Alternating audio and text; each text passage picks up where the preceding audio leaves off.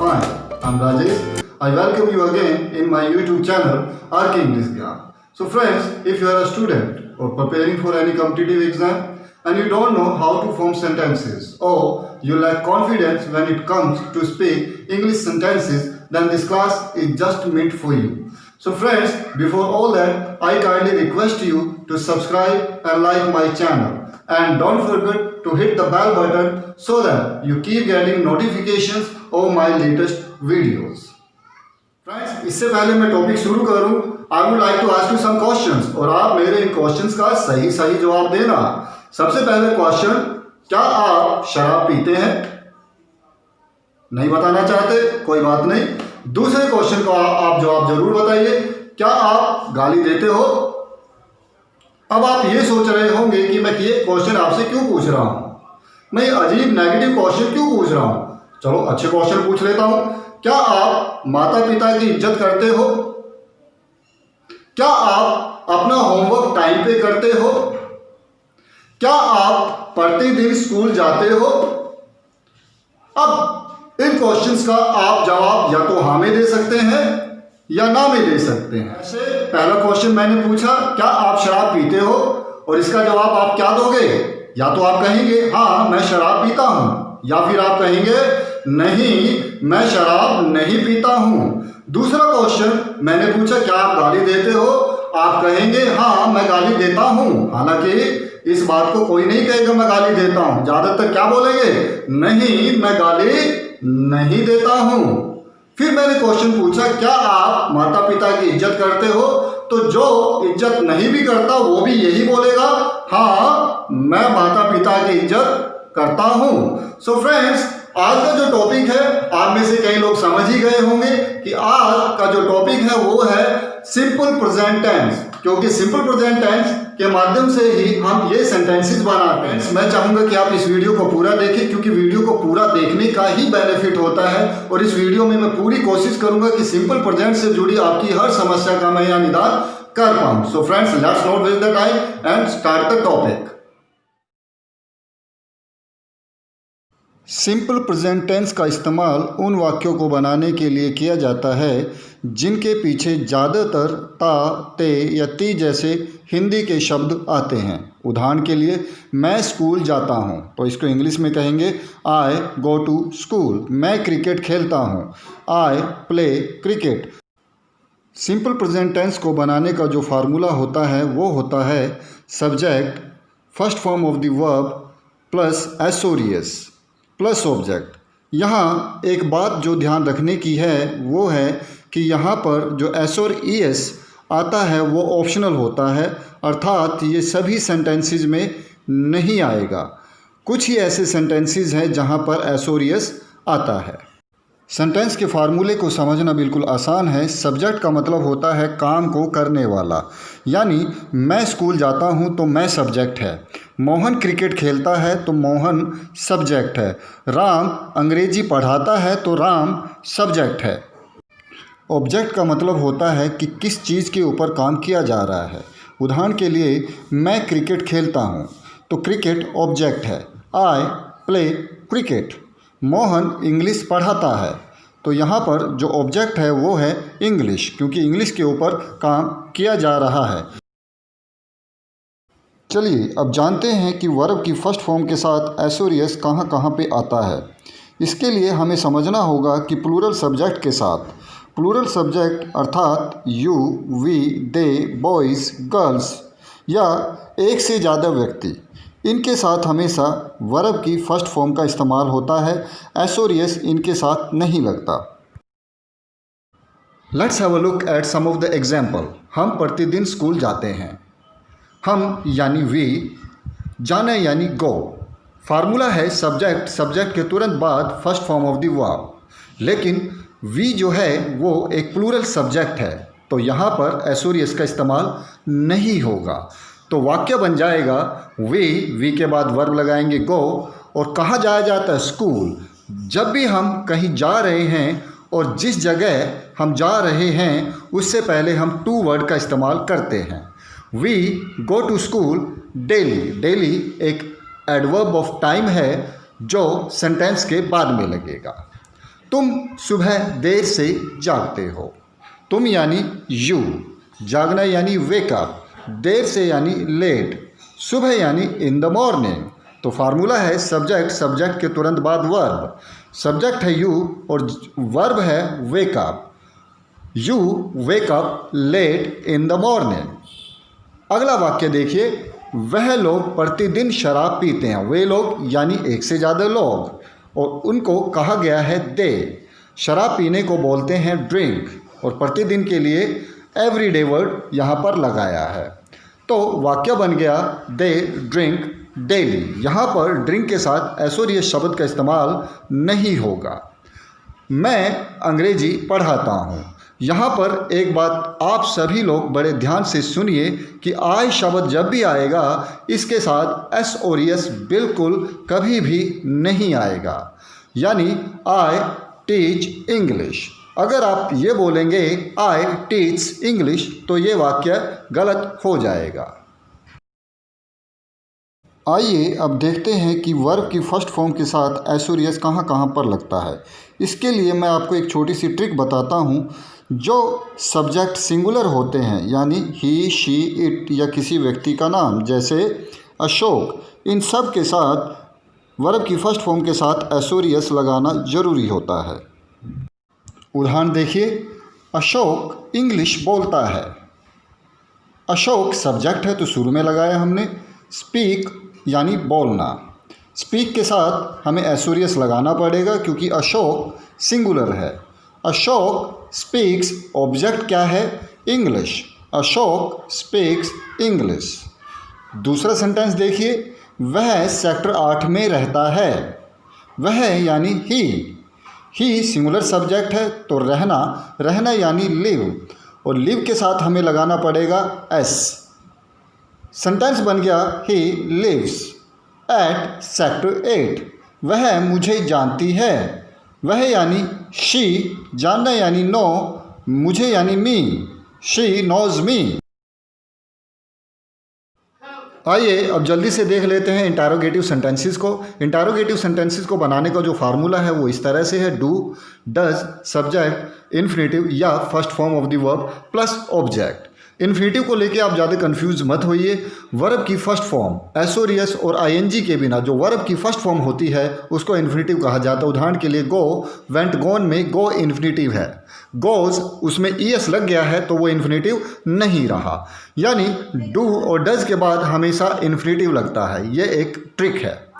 Sentence देखिए, क्या आप मोहन को जानते हैं? आप यानी यू एक प्लूरल सब्जेक्ट है इसलिए उसके साथ लगा देंगे डू। सेंटेंस बन गया डू यू।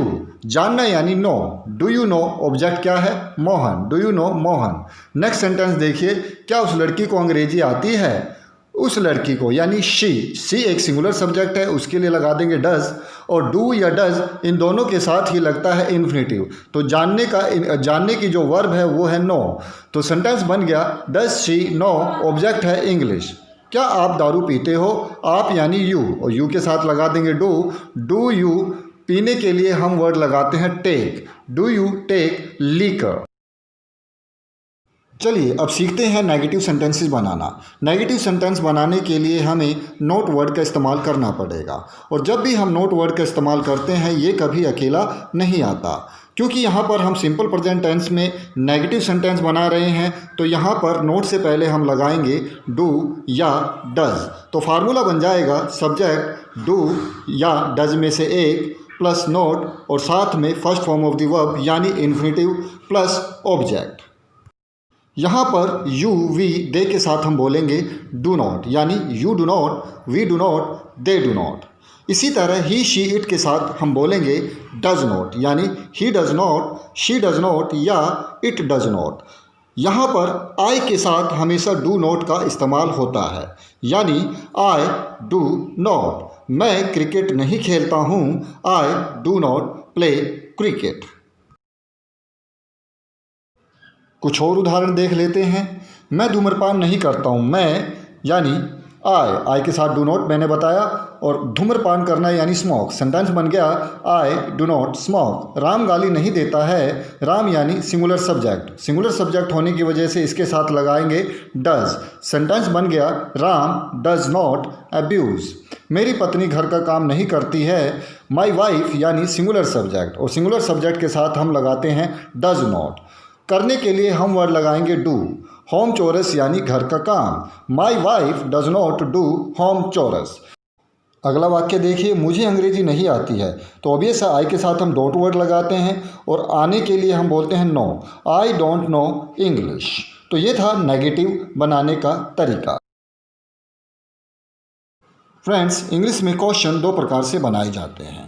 पहले तो हेल्पिंग वर्ब यानी is, am, are, do, does, did, was, were, has, have इत्यादि का इस्तेमाल कर कर। दूसरा क्वेश्चन वर्ड का इस्तेमाल करके। जिन क्वेश्चंस के जवाब हाँ या ना में दिया जा सके उनको हम हेल्पिंग वर्ब के इस्तेमाल से बनाते हैं।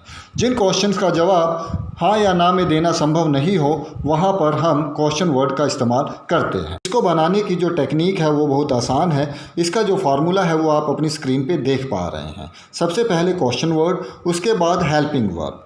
क्योंकि यहाँ पर हम सिंपल प्रेजेंट टेंस बना रहे हैं तो हेल्पिंग वर्ब की जगह हम लगाएंगे डू या डज। उसके बाद सब्जेक्ट, सब्जेक्ट के बाद वर्ब। ये बनाने का फार्मूला है। Let's have a look at some of the example of question words. पहला वाक्य देखिए, आप क्या पढ़ाते हो? आप यानी यू, क्या यानी व्हाट, व्हाट डू यू, पढ़ाने यानी टीच, और डू डज के साथ वर्ब की फर्स्ट फॉर्म लगती है व्हाट डू यू टीच। दूसरा वाक्य देखिए, आप कहाँ रहते हो?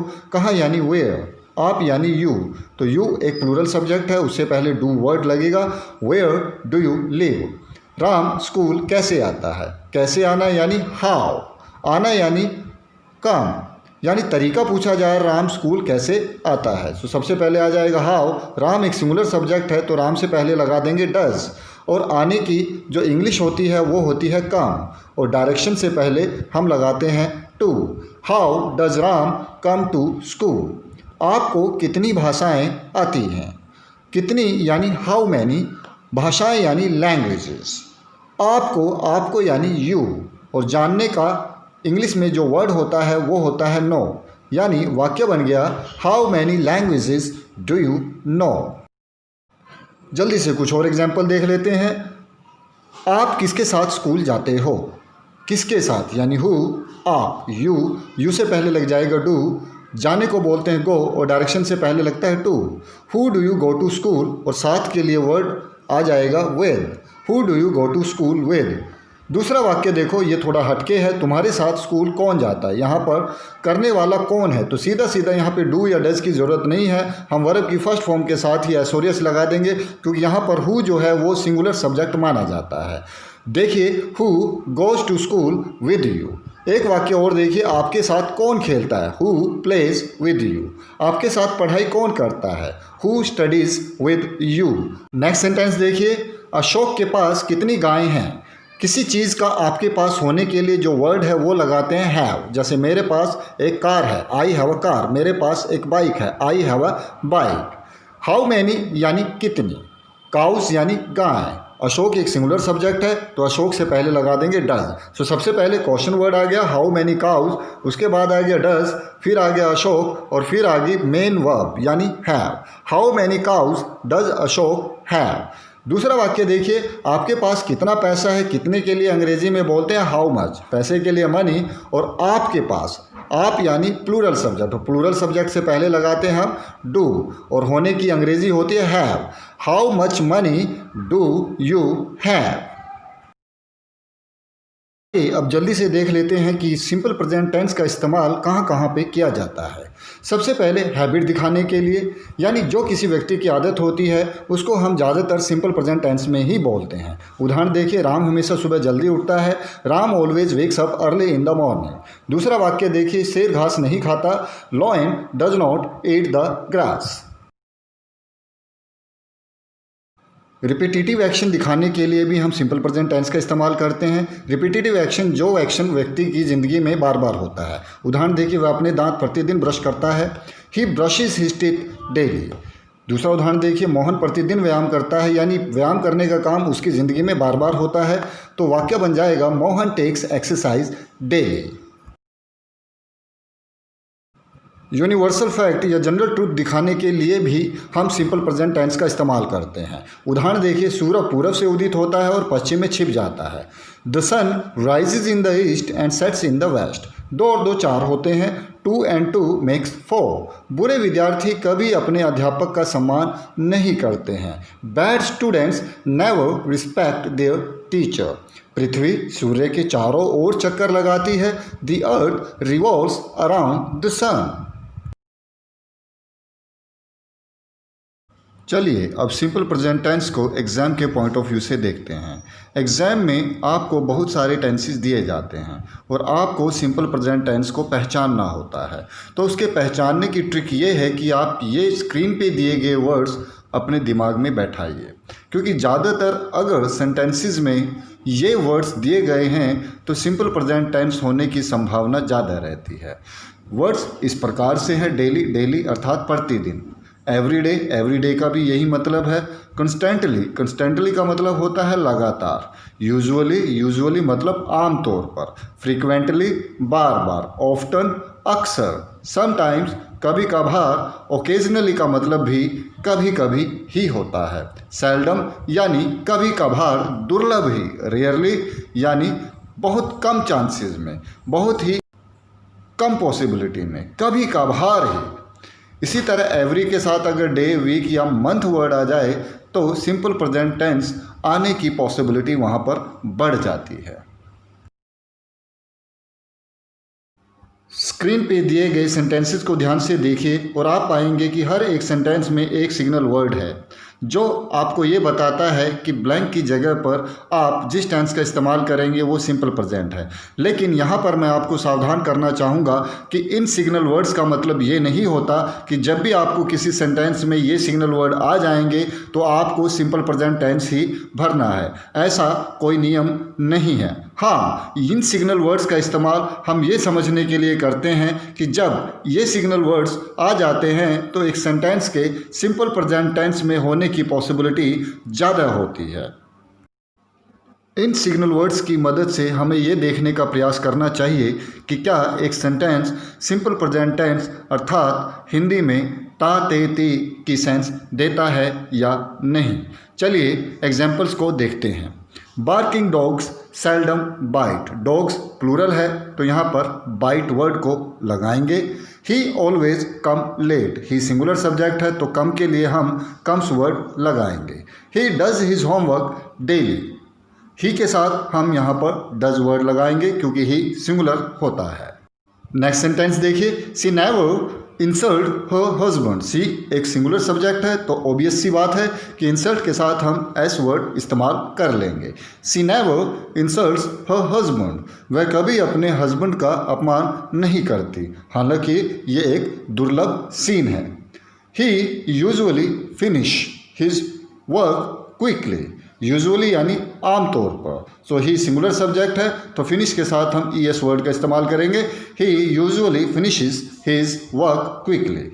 आई rarely sleep in day time. I first person होता है जिसके साथ एसोरियस नहीं लगता है तो ब्लैंक की जगह पे स्लीप वर्ड का इस्तेमाल करेंगे। I really sleep in day time. Next sentence में माई फ्रेंड ऑफ्टन। ऑफ्टन एक सिग्नल वर्ड है। माई फ्रेंड एक सिंगुलर सब्जेक्ट है तो सेंड के साथ एस का इस्तेमाल करेंगे। My friend often sends me messages. ये था सिंपल प्रेजेंट टेंस। आपको ये वीडियो कैसा लगा कमेंट बॉक्स में लिखकर ज़रूर बताइएगा। अगर ये वीडियो आपको अच्छा लगा है तो सब्सक्राइब और लाइक करना ना भूलें। Thank you for watching.